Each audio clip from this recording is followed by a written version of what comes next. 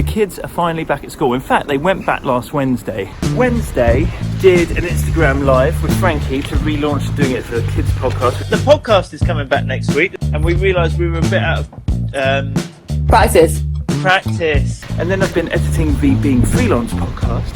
So Devon Moodley's first episode went out this Sunday. And then I pretty much had the weekend off. I went to a wedding of one of my university friends, which was so much fun. But now, really looking forward to getting back into a proper week of work.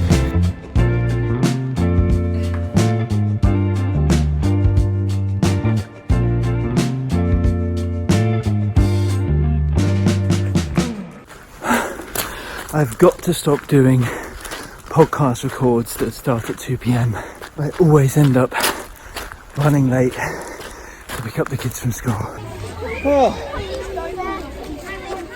About to do my first personal training session of the second half of this year. Basically, I started in January and I kept it up really well until that latter part of July that you saw in the last video, where either I was working or I was looking after the kids. I just found it really hard to fit in physical exercise at that point. So yeah, my first one back. Although last week I went to a spin class for the first time and I thought, oh well, it's my first time, but I can always just hide at the back. Wrong. There were only 2 people in the class. Literally me and this other woman in front of the instructor. But do you know what occurred to me, right? The instructor still did the class like the class was full. Still had the headset on, the music blaring, still gave it her all, like there was like 50 people in the room. And I thought, actually, that's a bit like when we start a side project, be it a newsletter or a podcast or YouTube. It's about kind of like showing up, even though maybe hardly anyone is there paying any attention, giving it your all as if the whole world is watching. Slowly but surely, her class will fill up because people will say, oh yeah, she's really good, rather than, oh, she's kind of half-assed.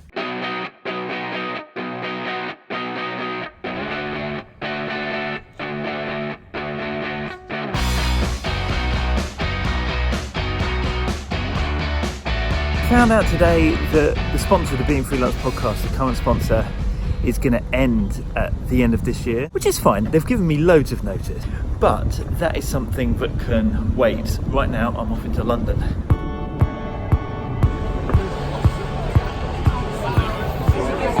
That was such a good night.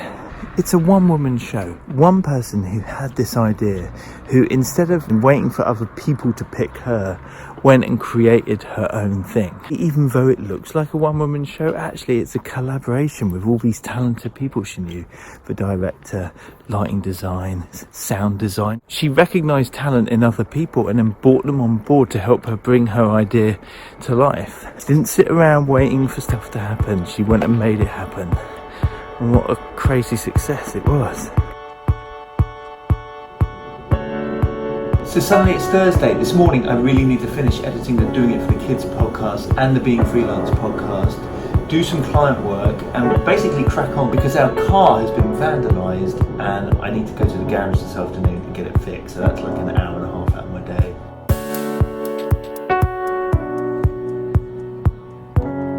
Had this phone call with a client where they want to put me forward for a pitch as part of their team, as like the video lead for it. Anyway, they wanted my CV, which made me laugh because I've not had one for about 20 years. And they said, we showed them your LinkedIn and there was a comment that all looked good, but it didn't really say much about what I do or how I do it, which was interesting feedback to get.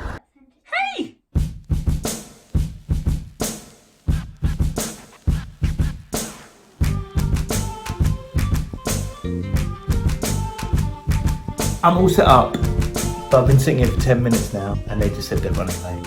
But I'll just bring you up to date. While I was getting the kids' dinners ready and everything earlier, I wrote a bit of blurb for that pitch that they wanted, where they wanted my CV. And actually it felt really good. Like, it sounds like I do really good stuff. I know that might sound ridiculous, but I've never put it into words that clearly before. And so yeah, I'm now going to paste that into my LinkedIn and update my profile.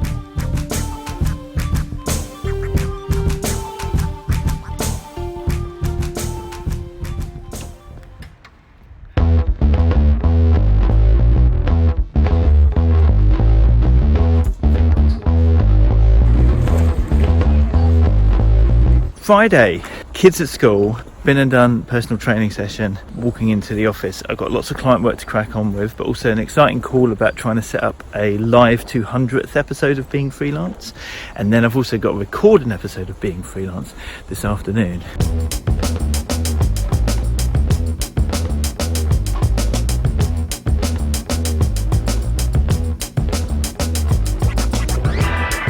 So are you getting that?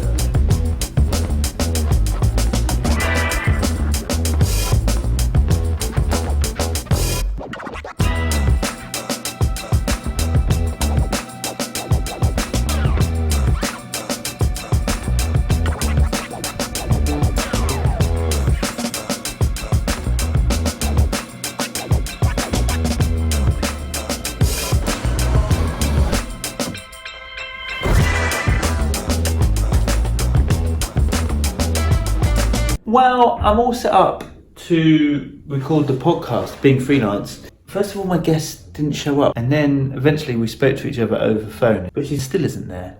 So I've sat around for 20 minutes. I'm going to have to just reschedule it now because obviously I've got to go and pick up the kids. Mildly frustrating, but no doubt frustrating for the guest as well.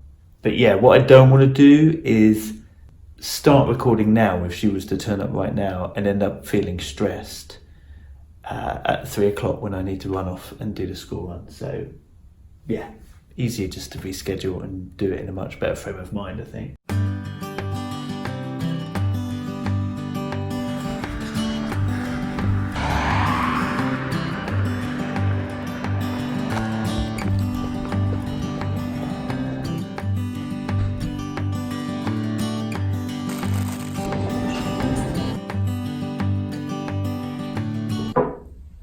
I really need to get some Being Freelance branding for this box, don't you think? Like if it's going to be in shot.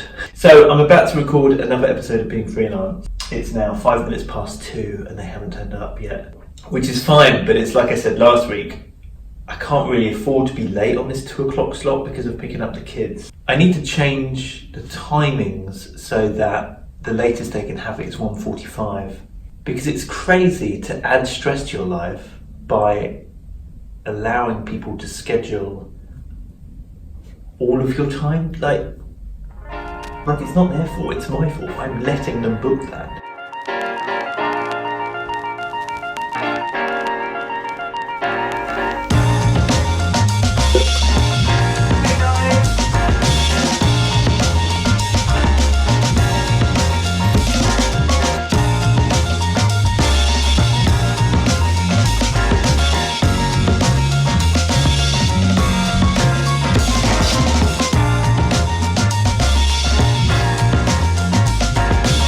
Wednesday night. This should have been the third Being Freelance podcast I recorded this week. As you know, I haven't recorded any yet. 2 guests haven't worked out. So, fingers crossed. My guest is in Mexico, hence coming in at night.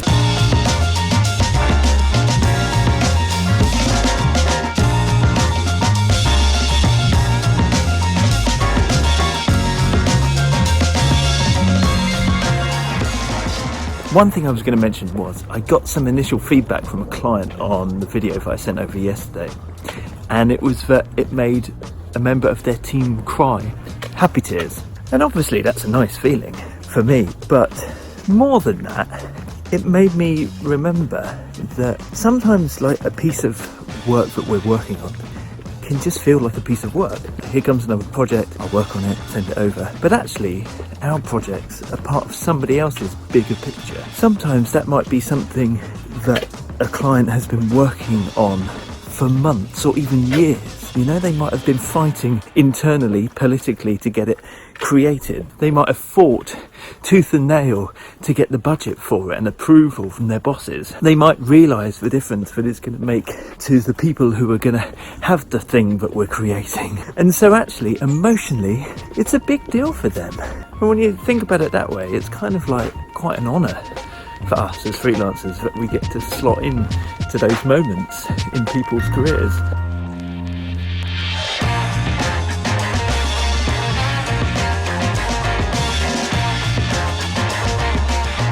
Hello! We are back. It is time for the Non-Employee of the Week Awards. It seems like a long time we've done this. Dave Smythe!